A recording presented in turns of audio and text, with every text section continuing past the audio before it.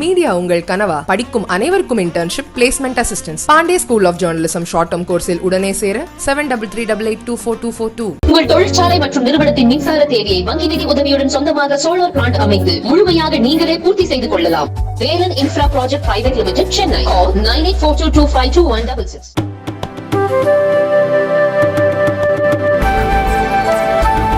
தமிழகத்தில் உள்ள 34 சுங்கச்சாவடிகளில் ஜூன் 2 நள்ளிரவு முதல் கட்டண உயர்வு அமலுக்கு வருகிறது. தமிழகத்தில் தேசிய நெடுஞ்சாலைகள் ஆணையத்தின் கட்டுப்பாட்டில் 62 சுங்கச்சாவடிகள் உள்ளன. இவற்றில் ஆண்டுக்கு இருமுறை கட்டணத்தை மாற்றி அமைப்பது வழக்கம்.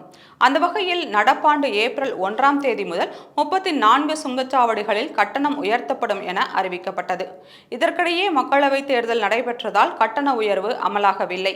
இந்நிலையில் மக்களவைத் தேர்தலின் இறுதிக்கட்ட வாக்குப்பதிவு நிறைவடைந்த நிலையில் ஜூன் 2 நள்ளிரவு முதல் கட்டண உயர்வு அமலுக்கு வருகிறது. ஆத்தூர், பரனூர், சூரப்பட்டு, வானகரம், வாணியம்பாடி உள்ளிட்ட சுங்கச்சாவடிகளில் 4 முதல் 5% வரை, ₹5 முதல் ₹30 வரை கட்டணம் உயர்த்தப்பட்டுள்ளது. சுங்கச்சாவடிகளின் கட்டண உயர்வு வாடகை ஓட்டுநர்களை கவலையடைய செய்துள்ளது. இது தொடர்பாக கனரக வாகன ஓட்டுநர்கள் கூறுகையில், சுங்கச்சாவடிகளில் 5% மட்டுமே கட்டணம் உயர்த்தப்படுவதாக கூறப்படுகிறது. ஆனால் ட்ரக்குகளுக்கான ஃபாஸ்டாக் ரீசார்ஜ் செய்யும் தொகை ₹20,000 முதல் ₹30,000 வரை அதிகரிக்கும்.